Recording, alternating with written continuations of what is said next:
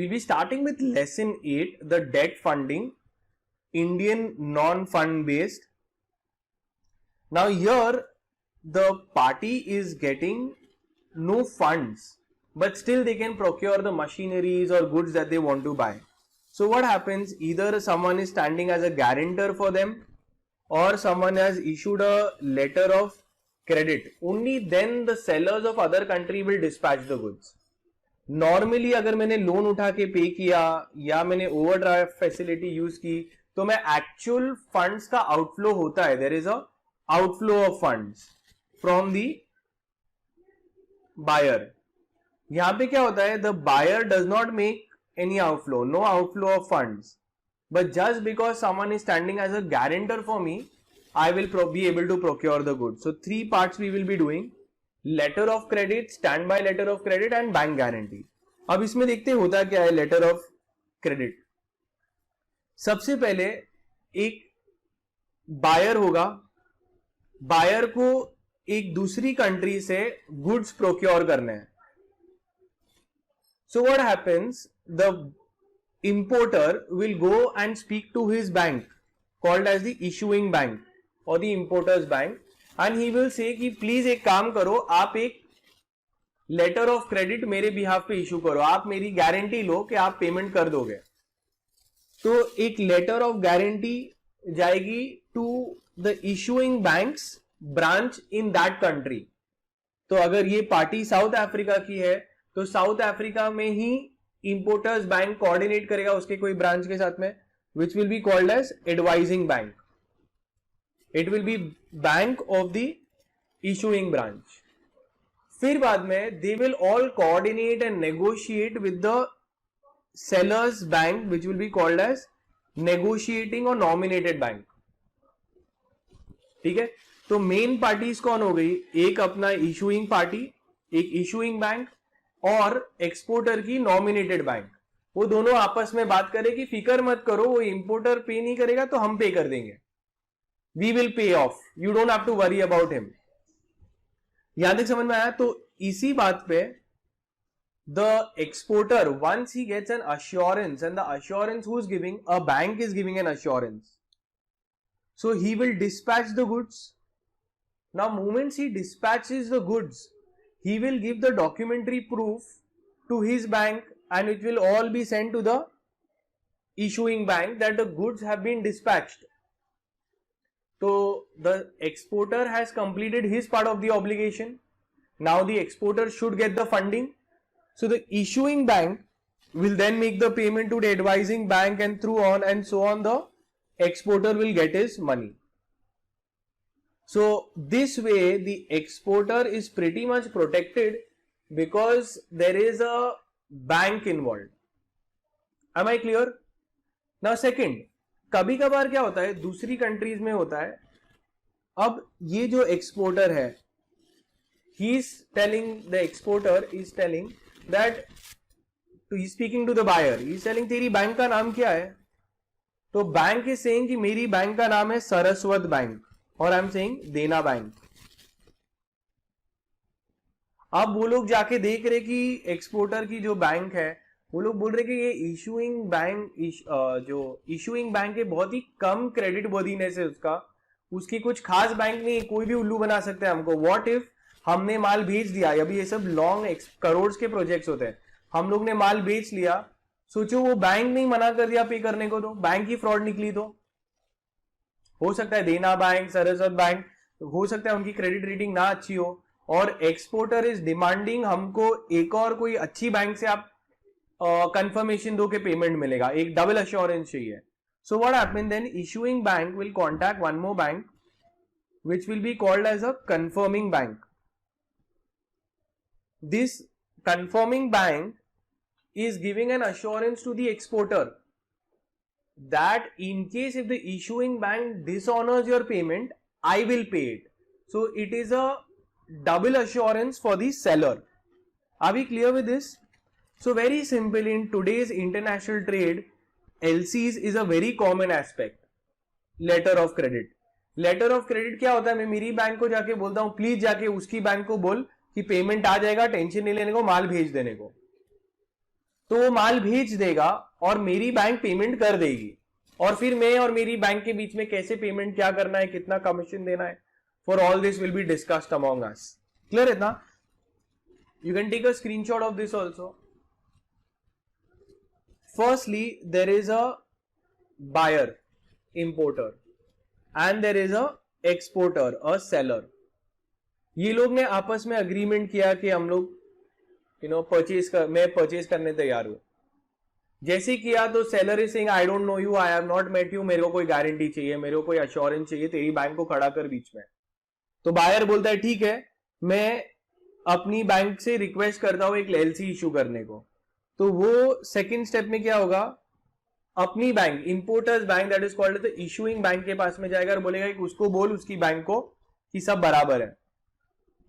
तो इंपोर्टर क्या करेगा, एक्सपोर्टर की बैंक से बात करेगा. ओके, वो लेटर ऑफ क्रेडिट एक्सपोर्टर की बैंक को दे देगा कि यार ये बंदे की हम अश्योरेंस ले रहे हैं, आप फिक्र मत करो, माल भेज दो. तो यही फिर बाद में लेटर ऑफ क्रेडिट सेलर को दे देंगे. सेलर भी खुश हो गया कि भाई मेरे को गारंटी कौन दे रही है, एक बैंक की गारंटी दे रही है, तो मैं तो खुश हूं, मैं अपना गुड्स डिलीवर कर देता हूं. तो वो अपना गुड्स डिलीवर कर देगा. अब बायर को मिल गया है, गुड्स डिलीवर हो चुका है. फिर सेलर बोलेगा कि मैंने आपका खाली लेटर ऑफ क्रेडिट पे माल भेज दिया, पैसा आया नहीं है. तो जैसे गुड्स डिलीवर किए, अब मेरे को मेरा पैसा दे दो. So then sixth में क्या होगा, the seller will present the documents to the exporters bank कि मैंने मेरे गुड्स भेज दिए, देखो बिल ऑफ लीडिंग कि मैंने माल चढ़ा दिया. अब जैसे वो हो गया, ये सेम डॉक्यूमेंट्स इसको प्रेजेंट हो जाएगा, इंपोर्टर्स बैंक को प्रेजेंट हो जाएगा कि देखो बिल ऑफ लीडिंग आ गया, उसने माल चढ़ा दिया है. और इंपोर्टर्स बैंक क्लेम करेगी from payment to the importer कि भाई उसने माल चढ़ा दिया, अब तू पैसे दे दे. तो जो भी रहेगा ये सब पेमेंट फ्लो फिर मिल जाएगा. यहां तक समझ में आया लेटर ऑफ क्रेडिट का कॉन्सेप्ट?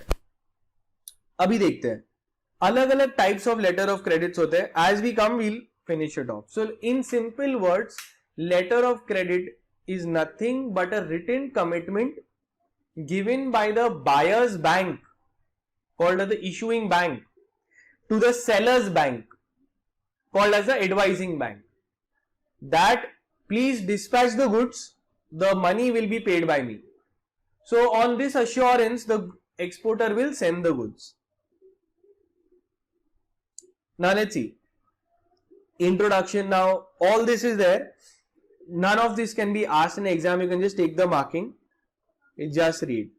एक बात कर रहे हैं कि फंड बेस्ड सिस्टम होता है. फंड बेस्ड मतलब क्या, मैंने लोन उठाया और लोन का पैसा तुम्हें, मतलब लोन लिया, फंड्स लिए, फंड्स तुमको दिए, फिर माल आया.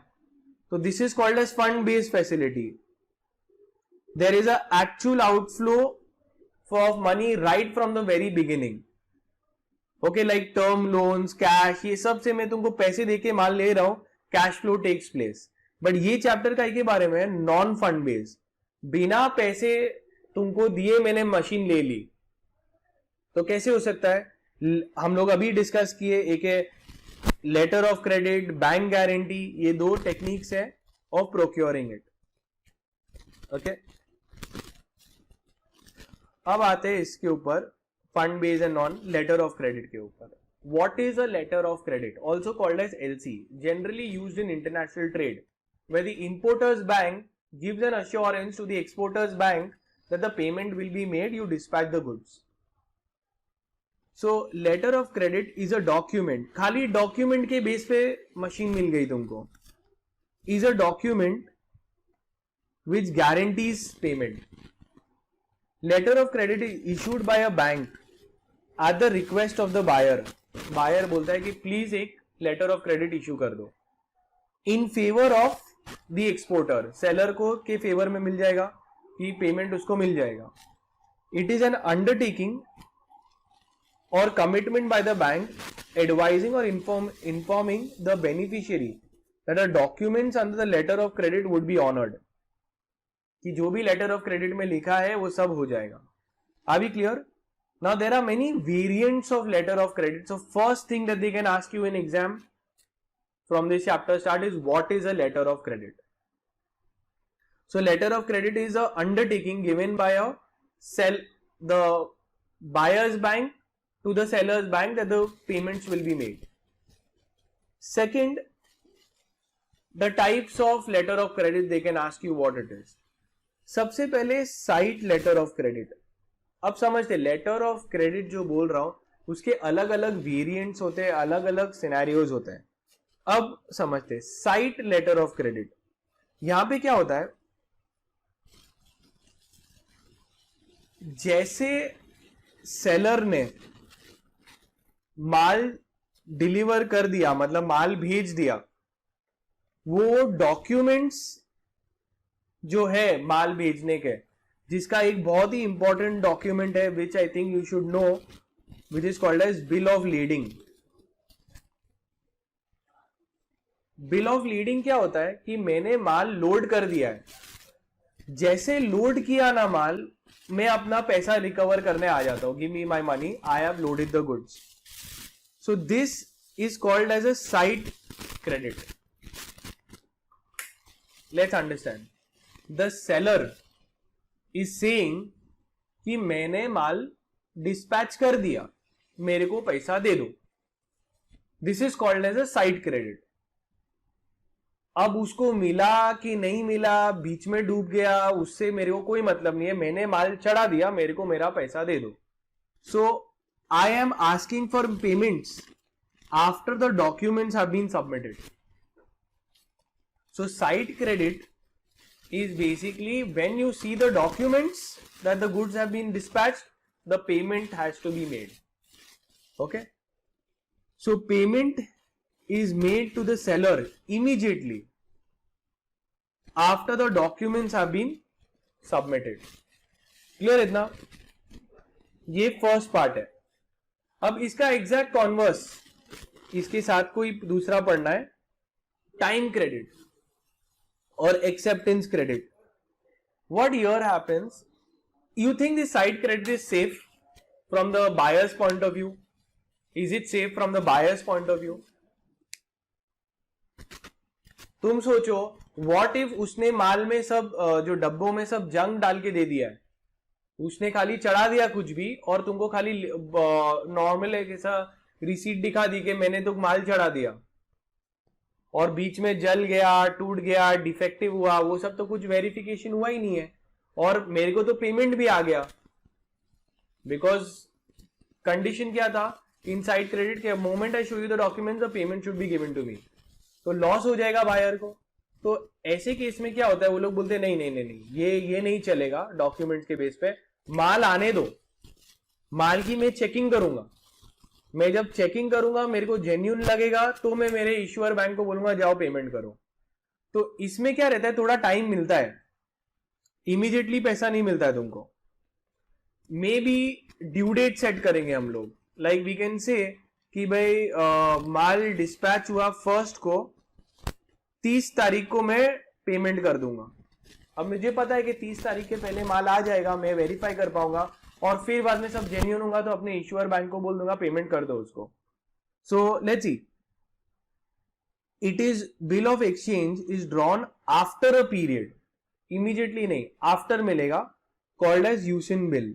Under acceptance the bills are accepted upon presentation and honoured on due dates. तो इसका क्या होता है, ड्यू डेट्स पे चलेगा. The documents of title are delivered to the applicant. तो डॉक्यूमेंट्स ऑफ टाइटल दे दिया है. On acceptance of the bill of exchange drawn under the LC by the seller to the extent these are unsecured. Then comes revocable. Now it's simple, revocable and irrevocable letter of credit. Revocable क्या होता है कि issuing bank revoke कर सकती है, कभी भी cancel कर सकती है. तो यहां पे जो इंपोर्टर्स बैंक है वो वेरी कर सकती है टर्म्स एंड कंडीशंस, या कैंसिल कर सकती है लेटर ऑफ क्रेडिट. तुमको लग रहा है ये चलता होगा? नहीं. So irrevocable letter of credit इतना नहीं चलता है, because it can be amended और cancelled by the issuing bank. At any time without proper prior notice. तो ज्यादातर जो भी चलते हैं वो इररिवोकेबल लेटर ऑफ क्रेडिट चलते हैं। Irrevocable letter of credit is where the terms and conditions can not be amended without the consent of the beneficiary which is the seller. Then comes, ये अपना थर्ड हो गया, then comes your confirmed credit. Confirm credit क्या हम लोग बात किए थे अभी कि अगर मुझे लग रहा है कि इंपोर्टर्स बैंक बहुत ही छोटी बैंक है, उसकी क्रेडिट रेटिंग अच्छी नहीं है, तो सेलर बोल सकता है कि तेरी बैंक पेमेंट करेगी, इसकी गारंटी क्या उस बैंक की, तो that bank has to get a further guarantor, so that will be called as a confirming bank. So confirming bank confirms that the issuing bank will pay the money. This is only when the issuing bank has a very low credit rating. So only irrevocable letter of credit can be confirmed. It is one when a banker other than the issuing bank adds its own confirmation to the credit. Then comes back to back letter of credit. अब ये भी बहुत interesting है, समझते हैं। So let's understand what is a back to back letter of credit. So when the seller obtains a letter of credit he feels he is safe, उसको पता है कि उसको तो पेमेंट मिल जाएगा। अब उसको रॉ मटेरियल्स प्रोक्योर करने हैं, तो उसको कौन देगा रॉ मटेरियल्स? ही सेइंग नहीं मेरे पास पैसे नहीं है, तो ही further keeps his letter of credit as assurance to the supplier, raw material supplier. He'll tell the raw material supplier, देख तू मुझे देगा तो वो बायर मुझे पे करेगा, क्योंकि बायर की तो गारंटी आ चुकी है मेरे को उसकी बैंक के पास से, तो मेरे को तो पेमेंट आने ही वाला है, तो तू फिक्र मत कर, तू मेरे को रॉ मटेरियल सप्लाई कर दे। सो ये लेटर ऑफ क्रेडिट वापस बैक में किसी और को जाएगा, to the raw material supplier. So it will become a back to back letter of credit. So with this way, what happens? Even the seller, who generally would be a trader, can procure the goods from someone else on basis of that assurance that उसका तो cell हो चुका है। The back-to-back letter of credit provides that the middleman, that is the first beneficiary, the right to use the original letter of credit as a security in favor of the supplier, that is the second beneficiary. So as a seller, I procure the letter of credit, I get that if I give the goods I'm sure to get the money.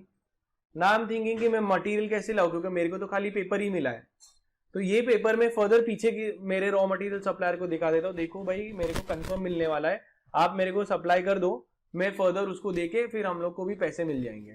तो this is a back to back letter of credit.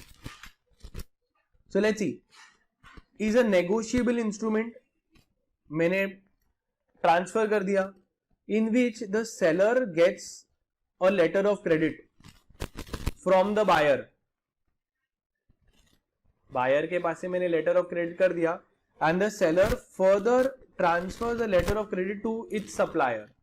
In simple words, the seller first gets the letter of credit from the buyer, ensures कि उसको timely payment मिल जाएगा, then further the same seller hands over the letter of credit to someone from whom he buys the goods and raw material. तो ये लोगों ने एक बहुत ही सिंपल सा एग्जाम्पल भी दिया है, you can read it up.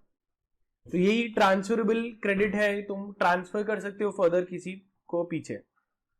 फिर मार्क करो important, red clause and green clause letter of credit.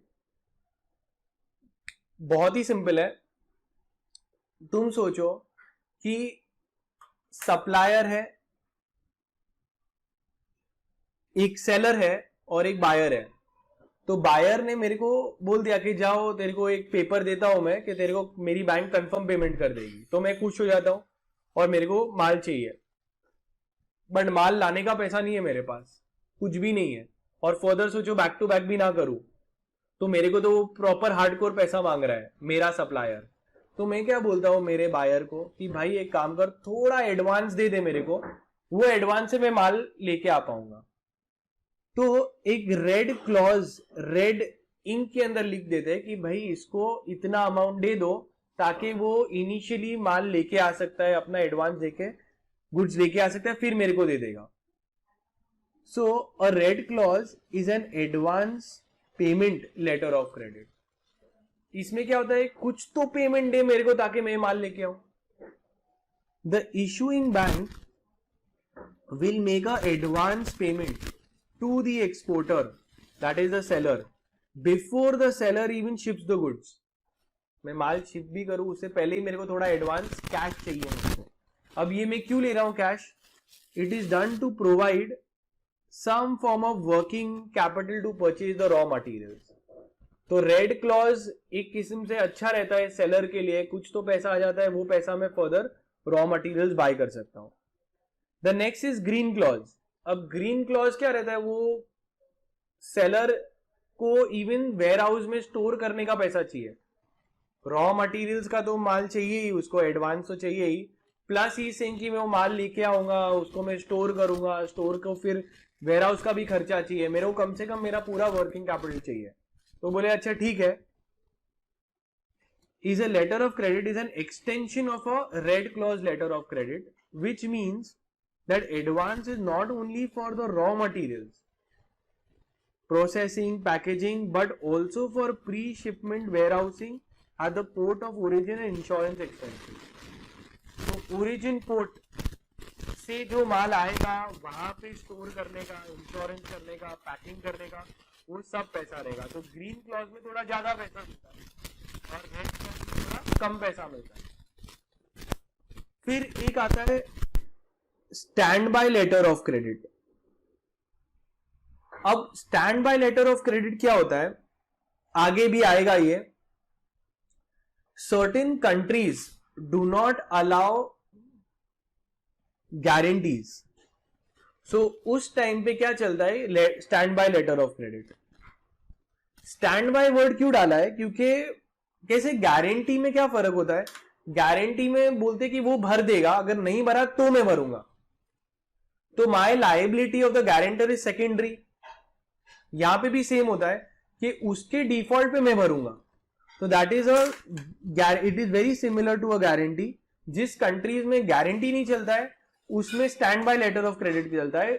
उसके अंदर क्या होता है, primary liability to pay is of the buyer. If the buyer fails to honour his contract then the bank will pay. फिर एक आता है रिवॉल्विंग लेटर ऑफ क्रेडिट. तो मुझे बोलो कि ये वन टाइम ऐसे ट्रांजैक्शंस होते होंगे कि कंटिन्यूसली होते होंगे बायर और सेलर के बीच में. एक बार ऐसा ट्रांजैक्शन होता होगा कि कंटिन्यूसली साल में हर टाइम होते रहेगा. तो जिधर हम लोग को पता है कि ये लोग बिजनेस पार्टनर्स हैं और हमेशा ये कंटिन्यूसली फ्लो चलते रहता है, so they will just enter into a revolving letter of credit. हर टाइम अप्रूवल नहीं लेना पड़ेगा, वो कंटिन्यूसली एक वैलिडिटी पीरियड के अंदर तुम बहुत सारे गुड्स मंगा सकते हो.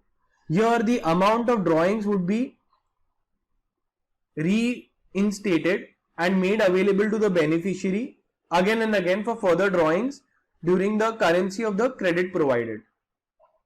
तो जब तक ये वैलिडिटी है वो सेलर को कंटिन्यूसली पैसा मिलते रहेगा और ये क्रेडिट सिस्टम चलते रहेगा. सो पार्टीज देखते कौन कौन है. बस now we are almost done with the chapter.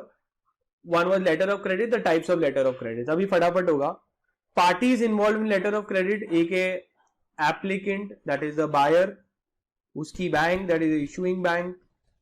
फिर एक आएगी advising bank. Advising bank क्या होती है, issuing bank की branch in the exporters country. फिर एक आता है beneficiary, जिसके लिए ये सब हो रहा है, वो seller के लिए. Negotiating bank, तो seller की बैंक होती होगी जो negotiate करती है. Bank nominated by the issuing bank to negotiate with the documents when it has been submitted by the exporter. They negotiate and everything. Reimbursing bank, the third bank which repays, settles the negotiating bank at the request of its principal. That is the issuing bank. Then comes confirming bank. Confirming bank क्या होती है, ये important है. Issuing bank की अगर credit rating अच्छी नहीं होती है then it undertakes that the responsibility of the issuing bank कि अगर इशूइंग बैंक ने नहीं पे किया तो हम भरेंगे. Documents handled under letter of credit. अब ये पूरी चीज तुम देखोगे ना, सब डॉक्यूमेंटेशन के ऊपर ही चलता है, because everything is on paper. Reality में गुड्स में भी लिख रहा हूं just because I got a paper in hand, letter of credit. तो यहाँ पे पार्टी का नाम, अमाउंट, डिटेल्स बहुत ही इंपॉर्टेंट होता है. It play an integral part in the letter of credit. Bill of exchange, where now let's understand, seller और buyer के बीच में who is the drawer? The seller is the drawer और the buyer? और buyer, who is the drawer? The seller becomes a drawer and the buyer becomes the drawee. They sign it. ठीक है, the bill of exchange. अब इसमें होता क्या है कि यहां पे सेलर ने माल भेज दिया और ड्रॉई ने उसको एक्सेप्ट कर दिया बिल ऑफ एक्सचेंज को. अगर लेटर ऑफ क्रेडिट है तो इसको साइन कौन करेगा? Issuing bank. मतलब यहां पे इशूइंग बैंक अंडरटेक करती है कि हाँ भाई हम पेमेंट कर देंगे. So the it is drawn by the exporter on the issuing bank. Issuing bank बोलती है कि हम पे कर देंगे, फिक्र मत करो, हमारी लायबिलिटी प्राइमरी है. अगर ये इशूइंग बैंक वाला चक्कर नहीं होता, so where the bill of exchange is not drawn under LC, letter of credit के अंदर नहीं है, देन कॉमन सेंस है the drawer would have drawn it on the buyer. Clear है ना? तो अगर वो ले रहा है उसका अश्योरेंस, तो bank, issuing bank will be the ड्रॉई. फिर इनवॉइस होगा, उसके डिटेल्स, ट्रांसपोर्ट डॉक्यूमेंट्स होंगे जैसे airway bill, bill of leading, railway receipts. Bill of lading क्या होता है? जो एक्सपोर्टर ने जब माल चढ़ा दिया on the port, so that is the document that the goods have been moved from the port of shipment, port of acceptance that the exporters country से चला गया to the port of importers port. That is the entire proof. Insurance policy जो कराया होगा उसका भी proof attach करना पड़ेगा. Other documents like the certificate of origin from where you have bought the goods. अब during all these things, tell me one thing, isn't this international trade? In international trade, this entire thing is governed by ICC, that is the International Chamber of Commerce, and under the UCC, that is the Uniform Customs and Practice for Documentary Credit. मतलब ये पूरे जो documentation, LC कैसे होगा, LC में क्या लिखा होना चाहिए, फॉर्मेट क्या होगा, क्या क्या उसके terms and, because all this documentations जो हैंडल होंगे और कैसे होंगे उसको स्टैंडर्ड के लिए एक international chamber of commerce has given guidelines to handle the documents under the letter of credit. These guidelines provide clarity to the persons drawn and handle the various documents. It is to reduce confusions and understanding terminologies. The guidelines are called as UCP DC 600. Clear enough? Now tell me, issuing bank क्या कोई भी buyer के लिए ऐसी assurance लेगी? नहीं. So the bank will only issue a letter of credit if the bank is confident that the buyer will pay. अब कैसे पता होगा? उसके साथ में उसकी एफडी होगी, कुछ ने कोई सिक्योरिटी रखी होगी, कोई क्रेडिबिलिटी होगी, so on.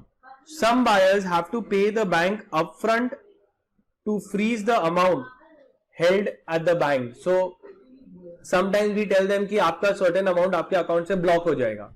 So that way the issuing bank also protects their interest. The seller must trust the bank issuing the credit letter of credit. Issuing bank के ऊपर ट्रस्ट करना चाहिए. अगर ट्रस्ट नहीं है तो उसको एक अलग ही बैंक से कंफर्म कराना पड़ेगा, कॉल्ड एज कंफर्मिंग बैंक. अगर इशूइंग बैंक की क्रेडिट रेटिंग अच्छी नहीं होती है तो कंफर्मिंग बैंक उसके अश्योरेंस लेती है. How does the payment go happen? Very simple. अगर मैं सेलर हूं, मैंने माल चढ़ा दिया, तो मैं डॉक्यूमेंट्स लेके अपना पेमेंट लेने आ जाऊंगा. So and then I will get the payment. A beneficiary that is exporter only gets paid after he perform certain actions spelled out in the letter of credit. For international trade, the seller may have to deliver the merchandise to the shipping yard to certify the requirements of letter of credit. तो मैंने merchandise shipping के लिए डाल दिया, तो मेरे पास bill of leading हो गया, उसके अगेंस्ट ही मैं पेमेंट डिमांड कर सकता हूं. फिर बाद में क्रेन गिरे कि बाद में उसके ऊपर कुछ भी हो जाए, मेरे को उससे मतलब नहीं है. This is like sight letter of credit. अब आता है stand by letter of credit. Stand by letter of credit क्या होता है समझते हैं. See, it is like a bank guarantee. ये काफी सिमिलर है टू अ बैंक गारंटी. इसमें होता क्या है कि तुम्हारी liability of the issuing bank is not primary. The liability is secondary. मतलब क्या कि अगर डिफॉल्ट हुआ तो मैं भरूंगा, अगर बायर ने डिफॉल्ट नहीं पे किया तो मैं भरूंगा. तो बायर जो होता है पहले वो ट्राई करेगा कि वो पे करे, अगर वो नहीं पे किया तब ये होगा. तो this is just like a bank guarantee. अब इसको बैंक गारंटी क्यों नहीं बोल रहे, क्योंकि कोई कोई countries like United States and some parts do not allow bank guarantees. So let's see, is a lender's guarantee of payment to an interested third party in event the client defaults. तो default होना जरूरी है. Normal letter of credit में क्या होता है कि जैसे डिफॉल्ट की बात ही नहीं आती, इशूइंग बैंक प्राइमरी रिस्पॉन्सिबिलिटी लेती है कि मैं भर दूंगा, मेरे को तो खाली डॉक्यूमेंट दिखा देना कि तूने माल चढ़ा दिया, मैं भर दूंगा. That is a letter of guarantee. Standby में क्या रहता है, मैं बैकफुट पे खड़ा हूं, देखता हूं कि बायर पे करता है कि नहीं भरेगा तो मैं भरूंगा. The stand bye letter of guarantee are formal documents, specify the duties of each party. They perform underwriting duties to ensure financial credibility. अब ये क्यों करते, क्योंकि जब litigation may not be feasible, तब अब ये दो चीजों की गारंटी ले सकता हो तुम्हारी, फाइनेंशियल या परफॉर्मेंस गारंटी.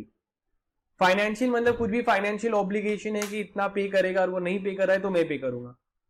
या फिर एक हो सकता है परफॉर्मेंस गारंटी, इतने टाइम में परफॉर्म करेगा, गुड्स की quality, reputation, manner in which it will be paid, तो उसने अगर ढंग से काम नहीं किया, परफॉर्मेंस नहीं किया तो मैं पे करूंगा.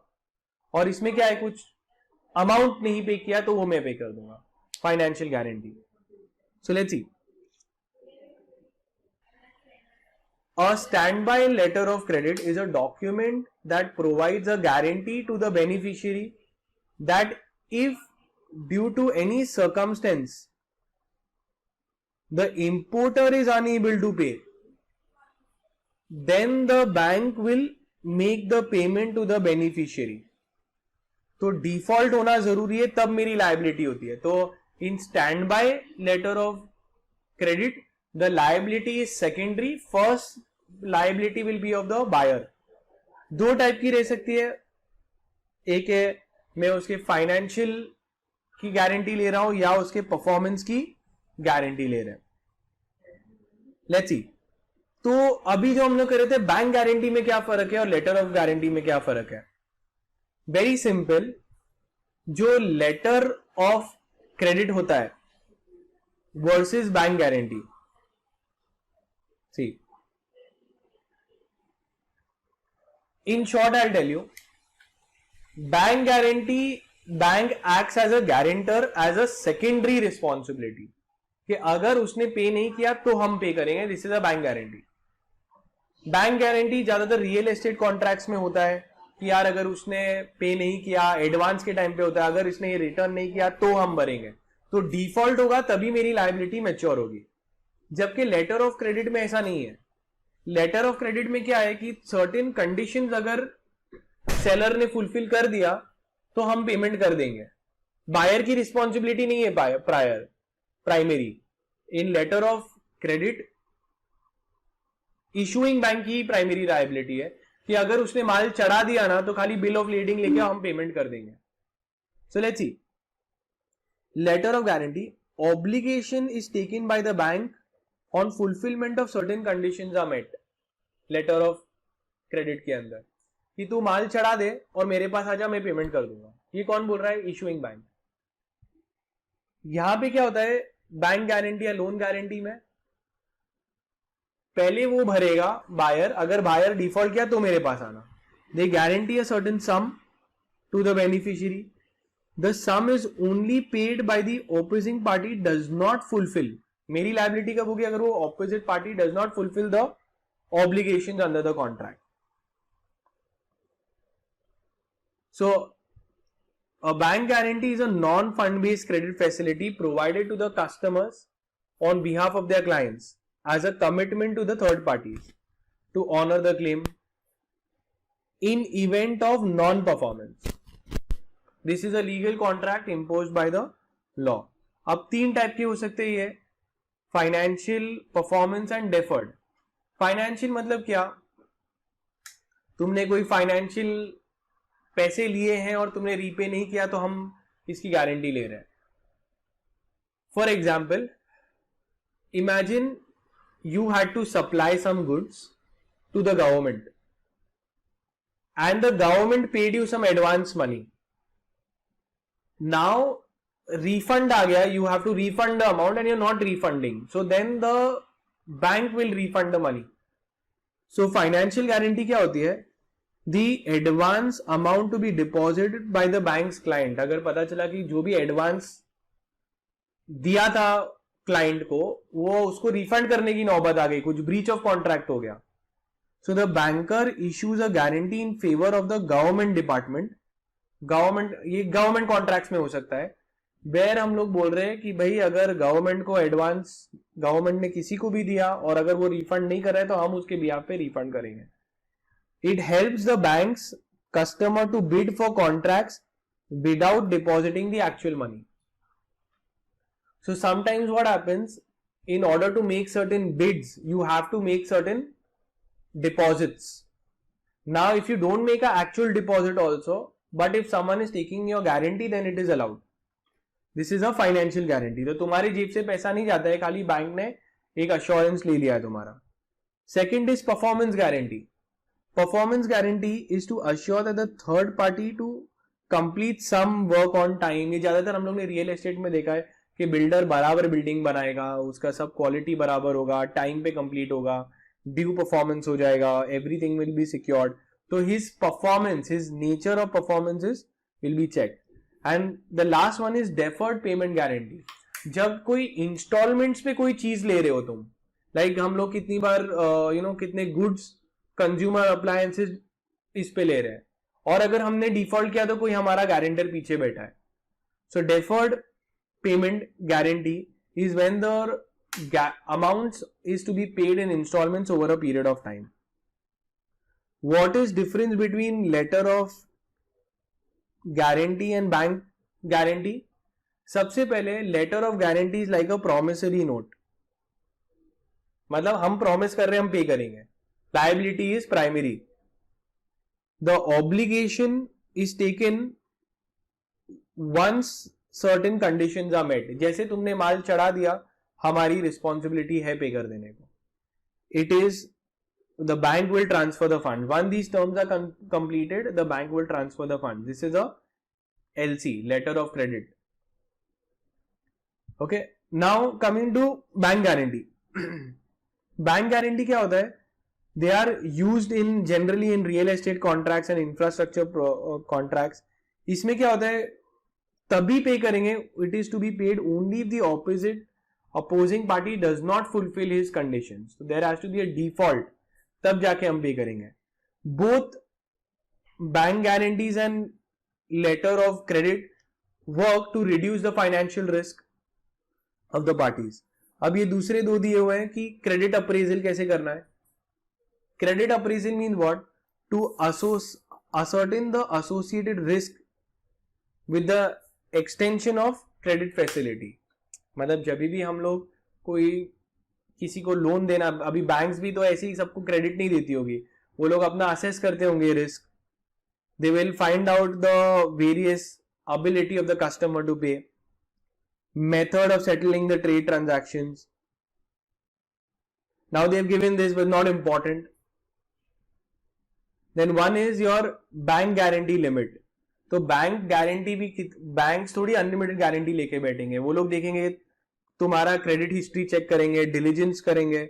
दे will check how many times do you need it, the what kind of guarantee do you need, it's a performance or financial guarantee, what is your past record, what is the margins that you can provide, what is the collateral you're providing, and accordingly it will be done and the chapter gets done. So we'll just discuss the questions that can come in this non-fund based. Firstly, they can ask you what is a letter of credit. So what is a letter of credit, can you tell me? So letter of credit is a document credit.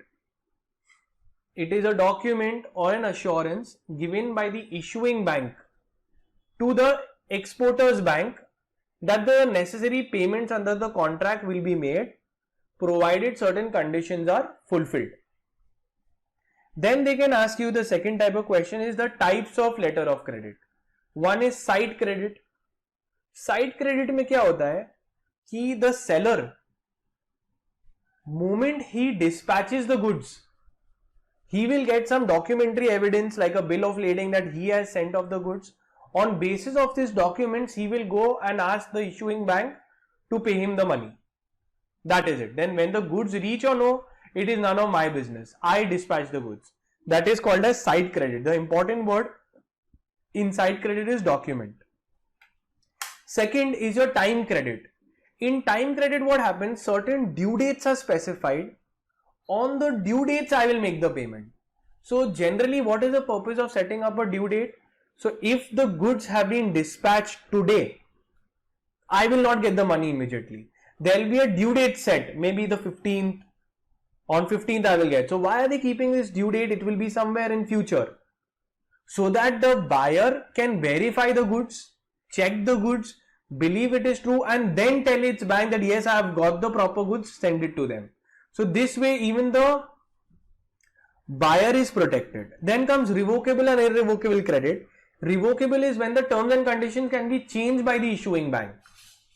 Now obviously if the terms and conditions can be changed or cancelled by the issuing bank, nobody is going to enter into such contracts. So generally the exporters who are going, the sellers will tell कि irrevocable letter of credit दो मेरे को कि इसका terms and condition बदल नहीं सकते. फिर आता है confirm credit. Confirm credit क्या होता है कि जो buyer की बैंक है उसका नाम है issuing bank. Issuing bank में मेरे को letter of credit दिया. अब मैं वो issuing bank को बोल रहा हूं कि तुम तो कितने छोटे हो, credit rating कितनी छोटी है तुम्हारी, क्या गारंटी है कि तुम मेरे को पे करोगे. तुम जाओ कोई बड़ी बैंक का मेरे को कंफर्मेशन लेके आओ कि भरोगे तुम. तो when the exporter does not trust the buyer's bank, it will tell that this buyer's bank should also get an assurance. Some bigger bank should give me an assurance that this bank will pay. That is the confirming credit, where a confirming bank will confirm that the issuing bank will pay to me. Then next is back-to-back letter of credit. Back-to-back letter of credit क्या होता है? The seller first protects himself by getting a letter of credit. कि buyer ने मेरे को लिख के दे, issuing bank ने लिख के दे दिया कि लेटर ऑफ क्रेडिट दे दिया है कि मेरे को पेमेंट तो मिल ही जाएगा. अब जब बायर सेलर को मिल गया लेटर ऑफ क्रेडिट के मेरे को तो पैसा मिल ही जाएगा अगर मैंने गुड्स डिस्पैच कर दिया तो मेरे को अब कोई टेंशन नहीं है. अब ये लेटर ऑफ क्रेडिट मैं बैकएंड में मेरे सप्लायर को दिखाऊंगा, देख भाई मेरे को कंफर्म पेमेंट मिलने वाला है, तू मेरे को प्लीज माल डिस्पैच कर दे. तो मेरे को माल मिलेगा, फिर मैं उसको फर्दर सेल कर पाऊंगा. ठीक है.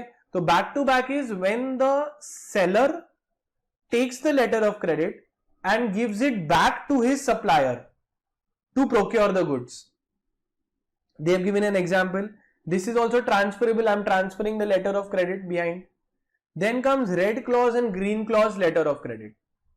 Red clause में the seller or the exporter is telling कि भाई देख तू खाली मेरे को लेटर ऑफ क्रेडिट दे रहा है कि पैसा मिलेगा, वो ठीक है, मेरे को पैसा मैं तुझे दूंगा तो मेरे को मिल ही जाएगा, बट मेरे पास कुछ तो एडवांस दे, मेरे को पैसा हार्डकोर कुछ तो पैसे दे, तो मैं रॉ मटेरियल्स मंगाओ, वर्किंग कैपिटल मंगाओ, मेरे को हार्डकोर कैश चाहिए.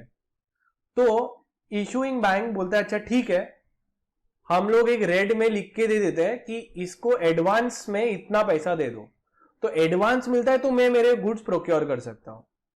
और अगर मैं बहुत ही गया गुजरा हूं तो मैं बोलूंगा कि भाई मेरे को एडवांस में थोड़ा पैसा दे और वेयर हाउसिंग के लिए भी पैसा दे, क्योंकि माल आएगा फिर स्टोर करूंगा तो उसका भी खर्चा होगा। तो that is called as a green clause letter of credit, where even the warehousing charges and the insurance charges will be given upfront to me even before the dispatch. Then एक आता है stand by letter of credit. Stand by letter of credit क्या होता है? Bank guarantee जो countries में नहीं चलता है, उस कंट्रीज के अंदर क्या होता है, एक stand by letter of credit होता है कि अगर बायर ने पे नहीं किया तो फिर बाद में वो इशूइंग बैंक पे करेगी। तो इशूइंग बैंक की लायबिलिटी प्राइमरी नहीं है। नॉर्मल केसेस में लेटर ऑफ क्रेडिट्स में प्राइमरी लायबिलिटी होती है, it is a promise, it's a promissory note कि मैं ही पे करूंगा और मैं रिकवरी में उसके पास से करूंगा, वो अलग बात है। लेटर ऑफ क्रेडिट में इशूइंग बैंक की जिम्मेदारी होती है। बट स्टैंड बाय में क्या होता है, वो बैकफुट लेता है कि पहले बायर को भरने दो, नहीं भरेगा तो मैं भरूंगा। Revolving letter of credit is entered by business partners where there will be continuous in a particular year or a time frame where there will be multiple letter of credits issued. That time a revolving letter of credit can be made. Then the parties that are involved are given. Documents are bill of exchange, the invoices, the transport documents, bill of lading, insurance policies, all of this is important. Now one very important point is, ये जो भी agreements होते हैं ये international agreements है। तो एक ICC ने, इंटरनेशनल चेंबर ऑफ कॉमर्स ने एक स्टैंडर्ड बनाया है, गाइडलाइंस बनाई है, जिसका नाम है uniform customs practice for documentary credit. वो यहां पे दिया हुआ है 600। उसके अंदर डॉक्यूमेंट्स कैसे होंगे, किस फॉर्मेट में होगा, क्या बेसिक अंडरस्टैंडिंग है उसका, and so on will be given. Then you have standby letter of credit, I told you, is like a secondary liability. First the buyer will pay and then it will be there, my liability will be there. Now standby letter of credit can be further divided into financial and performance standby letter of credit. इसका मतलब क्या है, पहले अगर financial कोई responsibility है तो पहले वो भरेगा, नहीं भर पाया तो मैं भरूंगा। परफॉर्मेंस गारंटी में भी पहले उसको परफॉर्म करने दो, नहीं परफॉर्म करेगा तो मैं भरूंगा। तो डिफॉल्ट के बाद में ही मेरी लायबिलिटी मैच्योर होगी। अब बैंक गारंटी, बैंक गारंटी वही सेम है जैसे stand by letter of credit. Stand by letter of credit क्या होता है, जब बैंक गारंटी कोई कोई कंट्रीज में अलाउड नहीं है तो फिर उसका अलग नाम से आता है टू सब when the law that is given. Now what is a bank guarantee? ज्यादातर रियल एस्टेट कॉन्ट्रैक्ट्स में होता है कि बैंक बोलती है मेरी पार्टी ऑनर करेगी कॉन्ट्रैक्ट, अगर नहीं करी तो मैं उसको फुलफिल करूंगा। तो ये 3 टाइप के हो सकते हैं, financial bank guarantee, performance guarantee और तीसरा वाला डेफर्ड पेमेंट गारंटी। पहले है फाइनेंशियल गारंटी। कभी कभार कॉन्ट्रैक्ट में बिड करना है, गवर्नमेंट कॉन्ट्रैक्ट्स में बिड करना है तो थोड़ा पैसा लगाना पड़ता है। अब तुम एक्चुअल पैसा नहीं लगाना चाहते हो तो बैंक तुम्हारी गारंटी ले सकता है कि तुम कितना पैसा रखने, 10 लाख रुपए बोल रहे बिड करने के लिए, तो ठीक है चल 10 लाख नहीं लगा रहा है तो मैं गवर्नमेंट को बोलता हूं अगर ये 10 लाख नहीं भरा तो हम भर देंगे। तो ये फाइनेंशियल गारंटी हो गई। परफॉर्मेंस गारंटी क्या होती है, बिल्डर्स लोग अच्छा, they should make the work on time, they should use the proper materials, it should be done as per the contract, अगर नहीं हुआ तो हम पे कर देंगे। और लास्ट में क्या है, डेफर्ड गारंटी। कभी कभार हम लोग कोई कंज्यूमर अप्लायंसेस लेते हैं जो ईएमआईज में भरने हैं, अगर ईएमआईज नहीं भरे तो हम गारंटी ले रहे हैं कि ये वो जो डेफर्ड डिलेड पेमेंट जो आने वाले उसकी गारंटी हम ले रहे हैं। Then there is a difference between letter of guarantee and bank guarantee.